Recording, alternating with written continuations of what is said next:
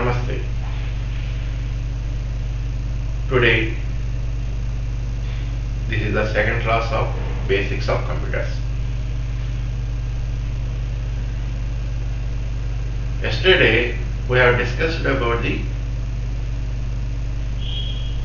what is a computer, what type of device it is, and what are the functions of computer. Computer is an electronic device. Computer is an electronic device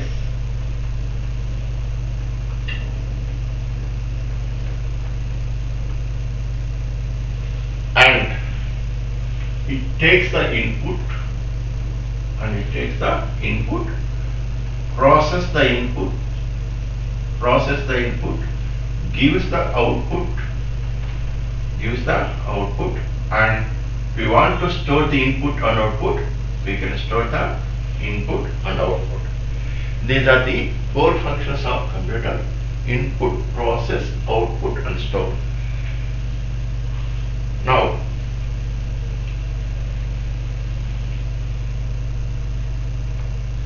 what is the input to the computer? Input to the computer can be a data or program. Data or programs. This data and programs are entered by using some input devices like keyboard and mouse. And once you enter the data, the computer processes the data according to the instruction given and gives the output in the form of information. So first one is computer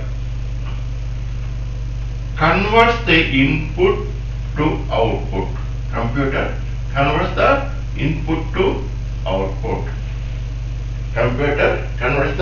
input to output. And this data is processed by the CPU. And gives the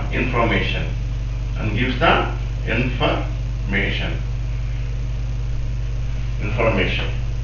So computer converts the input to the output. CPU processes the data and gives the information. This is the difference between computer and CPU. Now,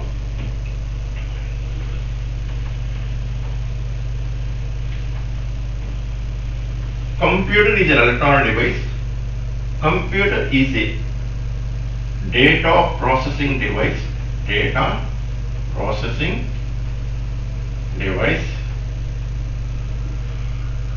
Calculating device, programmable device or machine, information device, information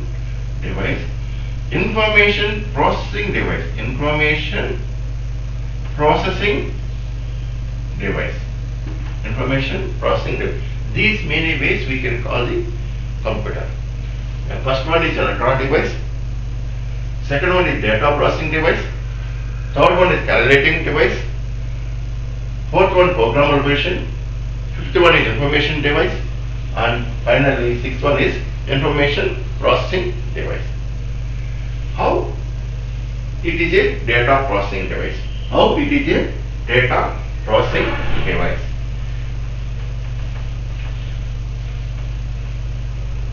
The main function of the computer is accepting the input. That means input can be a data. This data is processed by the computer and CPU within the computer and gives the information. So computer process the data. That's a data processing device. It is also called data processing device. Computer can be used to calculate some calculations. Computer is used for calculations also. That's why it is a calculating device. By using computer, we can write the program. By using computers, we can write the program. So it is a programmable device. It gives the information. Computer gives the information after processing the input. So it is called information device. Once they get the output, that means information, it can be used as input. Again, it can be used as input. So it is information processing device. So these many ways we can call the computer. First one is electronic device, second one is data processing device, third one calculating machine, fourth one is programmable machine, fifth one is information device, sixth one is information processing device. Now, if you observe this figure, here we will enter the input. User or programmer enters the input by using input devices. Yesterday we have discussed this one. User who operates the computer, user operates the computer. Who writes the program? Programmer writes the program by using programming language. How the user enters the data? By using some input devices. How the programmer writes the program? By using some input devices. These are the input devices. These are the list of input devices. Now, this is called computer. This is a computer. This can be also called system unit. This can be also called system unit or tower. System unit or tower. This is not CPU. Not CPU. This is not CPU. This is not central processing unit. Some people will call it CPU. CPU is a part of system unit. CPU is a part of system unit. This system unit, how it is called a tower? How it is called a tower? Suppose if you take a cell phone tower, this is a cell phone tower.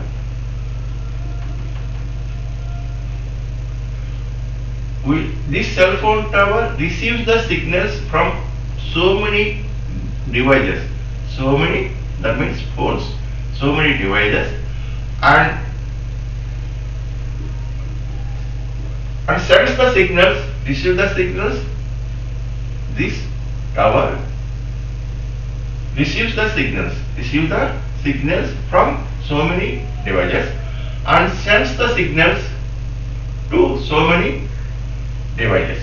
Device 1, device 2, device 3, like that. So many cell phone tower will receive the signals from so many devices and sends the signals to so many devices. That means device 1, device 2, device 3 and so on. That means so many devices are connected to the cell phone tower. So many devices are connected to the cell phone tower. Here also, this system unit is connected to the input devices and output devices and storage devices. If you observe this figure, this system unit is connected to so many input devices through ports. These devices are connected to system unit through ports, and that means input devices is connected to the system unit, output devices is connected to the system unit, and even storage devices are also connected to the system unit through ports. So it is called a tower. It is accepting the input through so many devices and giving the output to the so many devices. Finally, it is storing the data and programs in so many storage devices. So it is called a tower. Suppose if we want to assemble system unit, what components do you want or what devices do you want? First one is empty box. First one is empty box means cabinet. Cabinet. If you purchase a cabinet, then we assemble, we'll mount these devices into the box, that is cabinet. So what are the components in the system unit? First one we need a box, metal, that may be metal box. Then motherboard, CPU, heatsink or fan. Heatsink means in old systems will have heatsink. Latest systems they are using fan. RAM, ROM, CMOS battery, hard disk drive, CD, DVD drive, SMPS, LAN card, graphics card, sound card, external fan, ports and extra slots. The components or devices which are in the system unit is called internal device. The components or devices which are in the system unit is called internal device. The components which are connected externally to the system unit called external device. The components or devices which are connected to the external to the system unit through ports, they are called external devices. So input devices, output devices and storage devices are called external devices. They are also called peripheral devices. They are also called peripheral devices. So now coming to the output. Output we can view or display through output device. Through output devices. What are the output devices? Monitor, TV, projector, printer and speakers. Monitor, TV, projector are used to view the output. Printer used to get the hard copy of output. Speakers, voice we can hear, we can listen the voice through speakers. So these are the output devices. Now coming to the storage devices. Once you process, the computer processes the input, it gives the output. The input can be a data or programs. Once it processes the input according to instruction given to the computer, it gives the output. The output is displayed through output devices. And finally, if you want to store the input and output permanently, we can store this input and output by using storage devices like hard disk, pen drive, memory card, CD, DVD, BRD, HVD, floppy, magnetic tape, audio magnetic tape or video magnetic tape, magnetic cassette. These are called storage units, and all input, output storage devices are called external devices or peripheral devices. So this is about the internal devices and external devices of computer. Very important point is, this is not CPU. This computer is not CPU. Our system unit is not CPU. Tower is not CPU. CPU is a part of computer. CPU is a part of computer. Part of system unit. System unit. What is system unit? Combination of motherboard, CPU, fan, RAM, ROM, CMOS battery, hard disk, drive, CD, DVD drive, SMPS. If you we can assemble the system unit by using these devices. Here, in the system unit, we will have motherboard. First one is motherboard. This motherboard is in green color. On this motherboard, we have CPU, fan, RAM, ROM, CMOS battery. These are mounted on this motherboard. These are mounted on this motherboard. Motherboard is called heart of computer. Heart of computer. All these devices are connected to the motherboard through buses. Through how they are connected? Through buses. We will discuss what are the buses in later class. So CPU means central processing unit. CPU is also yesterday we discussed the CPU regarding. CPU is called central processing unit. Central processing unit. This is also called processor. This is also called processor, microprocessor, chip, microchip, brain of computer. These many ways we can call it CPU. So CPU is mounted on a motherboard. On CPU, again if you want to cool the CPU, once CPU operates, then the CPU is heated.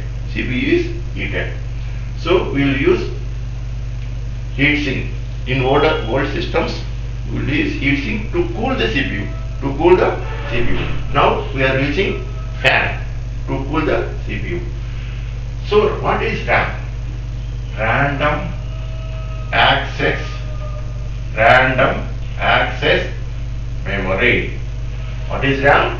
Random access memory. What is ROM? Read only memory. What is RAM? Read only memory. What is CMOS? What is CMOS battery? What is CMOS stands for? CMOS stands for complementary metal oxide semiconductor.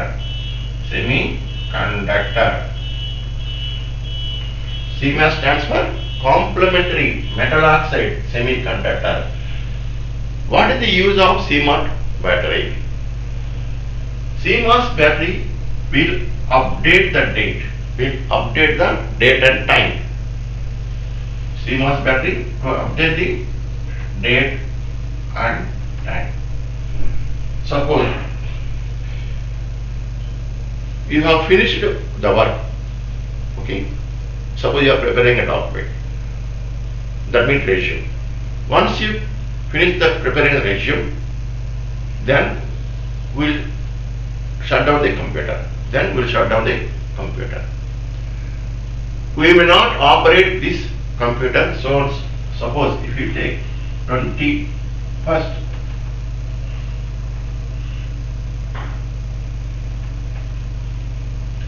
on 21st 2020, you have shut down the computer.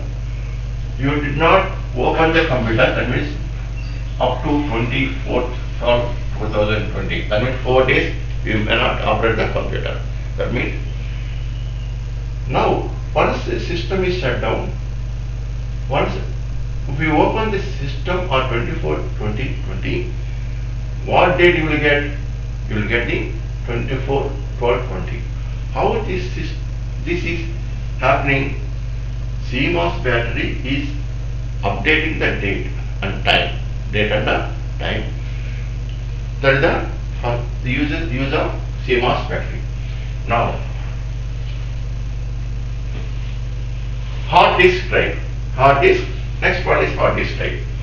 This hard disk drive is used to fit the hard disk. You fit in the hard disk drive. We will fit the hard disk. See, by using CD DVD drive, we can run CD DVD. Next, what is SMPS? Switch mode power supply. SMPS stands for switch mode power supply. What is SMPS? Switch mode power supply. First, if you want to start the computer,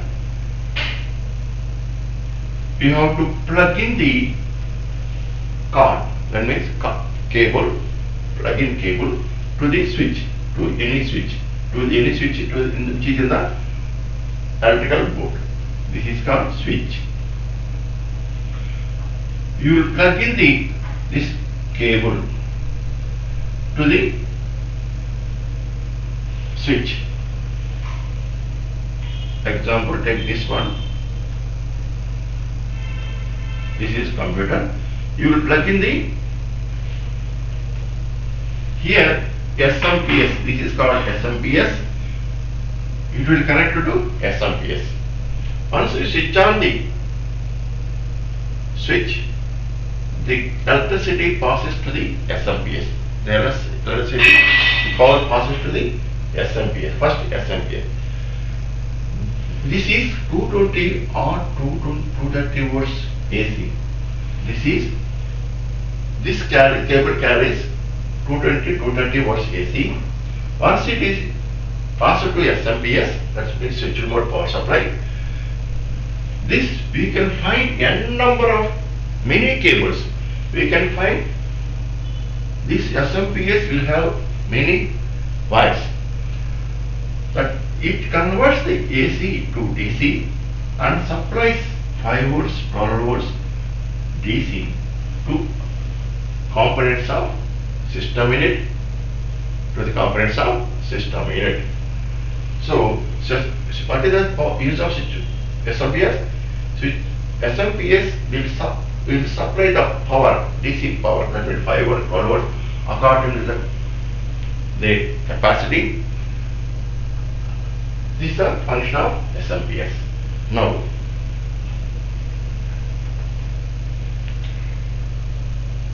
so what is LAN card? LAN card you connect, if you want to connect the internet, that's LAN card. Graphics card will give, if you want to get the audio, video, everything, graphics, then we use graphics card. By default, they will give graphics or sound card. If you want to get sound card. And external fan to cool the system unit, Once you operate the computer, that means system unit, then system will heat up. System gets preheated. So if we want to cool the internal parts of system unit, then we use external fan. Ports means if you want to connect input, output and storage devices, we will use ports. External slots, if we want to enhance the system graphics card or something, we use enhance extract slots. These are about the system units and their components or devices. Now I will explain briefly what is today's class information. Now, so this is a computer. This is also called system unit or tower. Why it is called system? But note very important point is this is not a CPU. So many people call it CPU, but it's not CPU. CPU is a part of computer. This why it is called tower. The system unit is not called tower, means this system unit is connected to different devices. Either internal devices or external devices. So it receives the signals from input device and sends the signals to output devices and storage devices. So all these are connected to the system unit through ports, input device, output devices and storage devices are connected to the system unit through ports. So it is called tower. It is called a tower. All the devices which are in system unit are called internal devices. The devices which are connected externally to the system unit are called external devices. Examples of external devices: input devices, output devices, and storage devices. So this is about the today's class. We will continue tomorrow got third class.